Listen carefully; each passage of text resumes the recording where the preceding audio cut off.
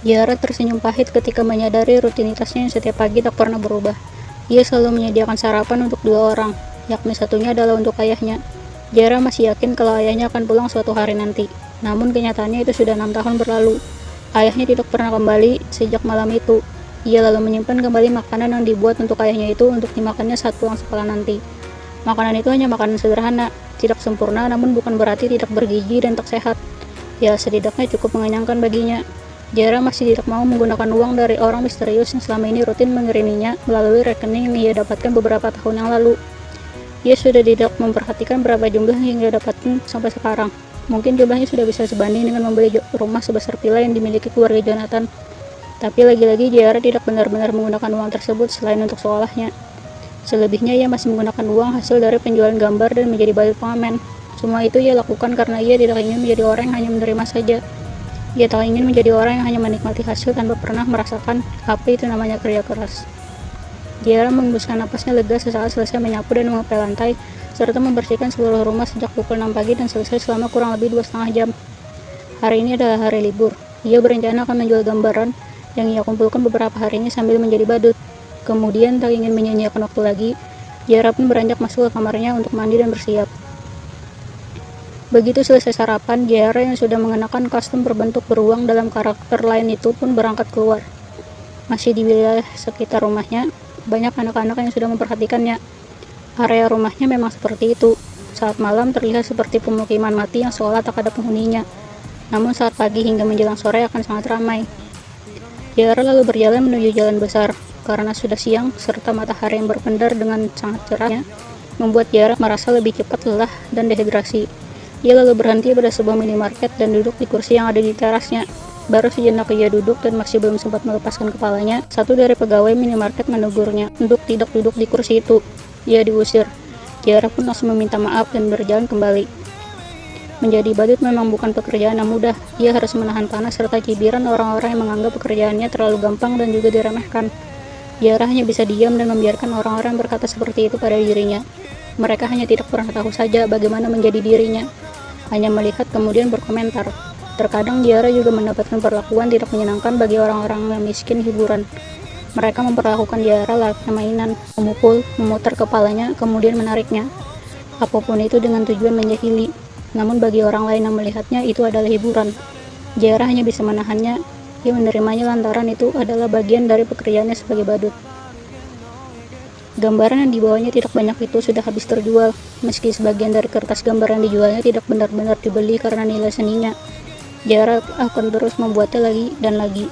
Ia dapat melihat dengan jelasnya bagaimana kertas gambarannya dijadikan sebagai alas duduk, penyebab kotoran di bawah sepatu, atau yang paling tragis langsung dibuang begitu saja di jalanan. Jara tidak pernah bisa sempat memungutnya. Alhasil ia hanya bisa memandang bagaimana karyanya berakhir dengan terinjak oleh kaki-kaki manusia yang berlalu lalang. Jara menoleh pada sosok laki-laki tinggi yang menghampirinya. Kepala badut itu sudah ia lepaskan dari tadi karena untuk beristirahat dengan nyaman. Manggil saya, tanyanya tidak yakin. Iyalah, memangnya ada banyak Jara di sini, katanya dengan nada yang seolah sudah cukup lama mengenal Jara. Tapi aku tidak tahu kamu siapa, kata Jara dengan memperhatikan sekali lagi wajah anak laki-laki itu berusaha untuk mengingat. Saya Japin, orang yang dulu kamu lukis waktu saya sedang main piano di tebing dekat pantai, katanya sambil mengulurkan ponsel berisi foto yang dimaksud. Jara pun melihatnya dan tahu bahwa itu adalah karya gambarnya. Ia ingat pernah lukis gambar itu, namun mengenai kejadian yang ada di balik pembuatan gambar itu, ia sudah lupa. Maaf, aku tidak ingat sama sekali mengenai itu. Oke, nggak apa-apa. Boleh saya ajak kamu ke kafe itu? Ada hal yang ingin saya bicarakan denganmu, ujarnya dengan menunjuk kafe yang terlihat lengang di seberang jalan. Tapi aku seperti ini, kata Jara merasa tak yakin juga, tak nyaman dengan kostumnya. Apa yang salah? Kamu abaikan saja pandangan orang lain. Mereka cuma kurang hiburan. Ayo, ajak Javin. Kenapa aku harus menuruti kemauanmu? Kita bukanlah dua orang yang saling mengenal satu sama lain. Kita cuma dua orang yang dulu pernah tanpa sengaja dipertemukan, dan sekarang kamu tiba-tiba datang lagi di saat aku masih tidak begitu kenal denganmu. Bisa saja kamu menyimpan sesuatu yang buruk padaku, semisal niat yang jahat, ujar Jara berspekulasi. Astaga, rupanya kamu sehati-hati itu ya. Oke, tidak apa-apa. Saya akui saya memang bukan orang baik, tapi bukan berarti saya orang jahat. Setidaknya saya bukanlah orang yang memiliki catatan kriminal dan tidak berniat sama sekali untuk memilikinya. Bagaimana? Katanya dengan tersenyum tenang. Jara masih tidak percaya sepenuhnya dengan ucapan orang itu. Namun ia juga penasaran dengan apa yang akan dikatakan oleh pemuda jangkung itu dengannya. Ia pun mengangguk diam, lalu disusul dengan mereka yang berjalan menuju kafe. Jara meminta untuk pergi ke toilet guna melepas kostum badutnya sementara. Ia juga meninggalkan kostum tersebut dalam kamar mandi. Pesan saja apa yang kamu inginkan. Saya yang akan bayar. Hitung-hitung memberikan kesan yang baik untuk kali pertama kita saling mengenal. Setuju? Entahlah, aku harap ini tidak sedikit berlebihan, kata Jara yang sudah duduk di hadapan Jovin. Jara memesan minuman yang tidak terlalu mahal, namun sering dipesan oleh kebanyakan orang. Jadi apa yang sebenarnya ingin kamu katakan padaku? Aku akan menjadi guru musik di sekolahmu, sahutnya masih dengan tenang. Jara terdiam sambil memperhatikan baik-baik wajah Jovin. Dia tidak percaya lantaran Jovin memiliki wajah seperti anak SMP yang baru masuk SMA. Dia jauh lebih pantas menjadi seorang siswa dibanding menjadi seorang guru. Kamu tidak percaya?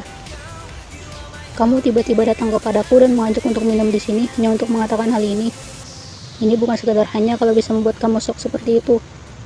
Tapi bagaimana bisa? Usia saya sebentar lagi akan masuk kepala 4, dan satu hal yang harus kamu tahu, saya adalah ommu, adik dari seorang ibu yang selama ini meninggalkanmu.